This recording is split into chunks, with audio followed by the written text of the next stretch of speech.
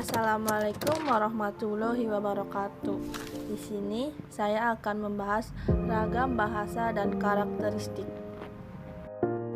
Ragam bahasa dan karakteristiknya memiliki 4 poin, yaitu ragam bahasa lisan dan tulis, ragam bahasa baku dan tidak baku, ragam bahasa sosial dan fungsional, dan bahasa Indonesia yang baik dan benar.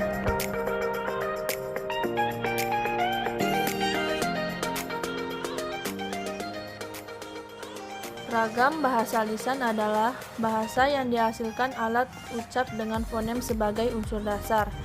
Dalam ragam lisan, kita berurusan dengan tata bahasa, kosakata, dan lafal.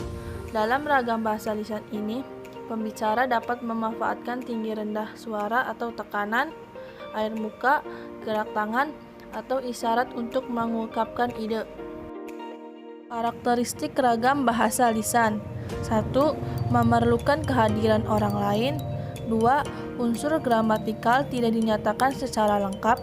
3. Terikat ruang dan waktu. 4. Dipengaruhi oleh tinggi rendahnya suara. Kelebihan ragam bahasa lisan: 1. Dapat disesuaikan dengan situasi.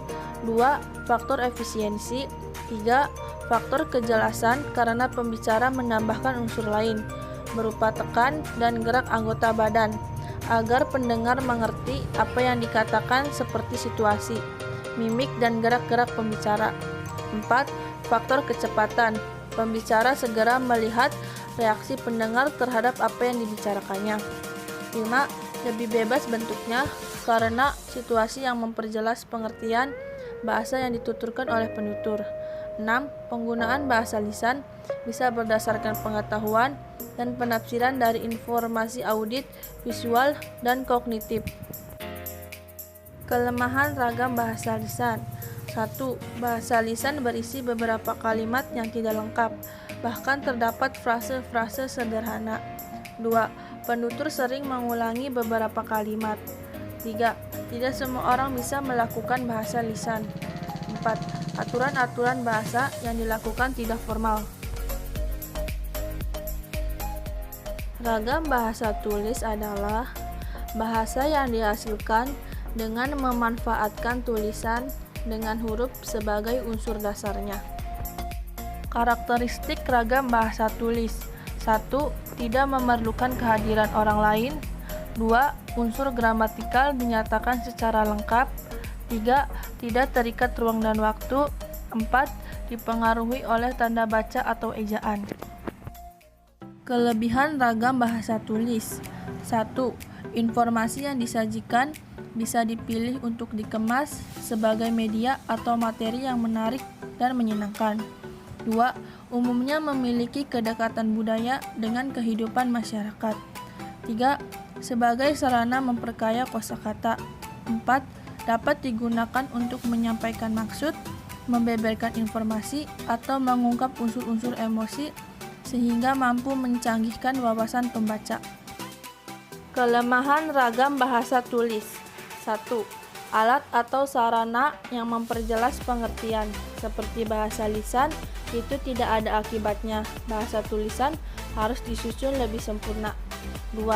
Tidak mampu menyajikan berita secara lugas, jernih, dan jujur, jika harus mengikuti kaidah-kaidah bahasa yang dianggap cenderung miskin daya pikat dan nilai jual.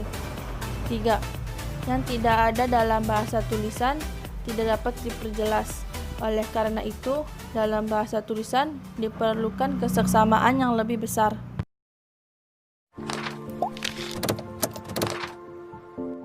Ragam bahasa baku adalah ragam yang dilembagakan dan diakui oleh sebagian besar masyarakat, pemakainya sebagai bahasa resmi dan sebagai kerangka rujukan norma bahasa dalam penggunaannya. Karakteristik bahasa baku: 1. Tidak terpengaruh bahasa daerah. 2. Tidak terpengaruh bahasa asing. 3. Bukan ragam bahasa percakapan sehari-hari. 4. Pemakaian imbuhannya secara eksplisit. 5. Pemakaian yang sesuai dengan konteks kalimat. 6. Tidak terkontaminasi dan tidak rancu. Fungsi bahasa baku: Menurut Hasan Alwi, bahasa baku mendukung 4 fungsi, yaitu fungsi pemersatu, fungsi kekhasan, fungsi pembawa kewibawaan, dan fungsi kerangka acuan. Ragam bahasa tidak baku adalah ragam bahasa yang berkode berbeda dengan kode bahasa baku dan dipergunakan di lingkungan tidak resmi. Ragam bahasa tidak baku dipakai pada situasi santai dengan keluarga, teman, di pasar, dan tulisan pribadi buku harian. Karakteristik bahasa tidak baku. 1. Walaupun terkesan berbeda dengan bahasa baku, tetapi memiliki arti yang sama. 2. Dapat terpengaruh oleh perkembangan zaman. 3. Dapat terpengaruh oleh bahasa asing. 4. Digunakan pada situasi santai atau tidak resmi. Fungsi bahasa tidak baku. Fungsi penggunaan bahasa tidak baku adalah untuk mengakrabkan diri dan menciptakan kenyamanan serta kelancaran saat berkomunikasi.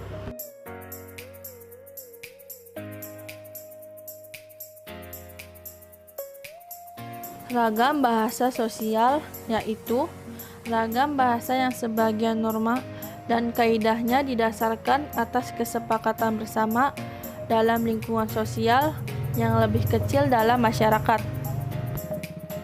Ragam bahasa fungsional, yang kadang-kadang disebut juga ragam profesional, adalah ragam bahasa yang dikaitkan dengan profesi, lembaga, lingkungan kerja, atau kegiatan tertentu lainnya.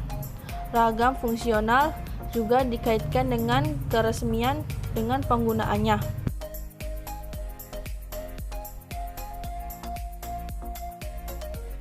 Bahasa yang baik adalah yang sesuai dengan situasi.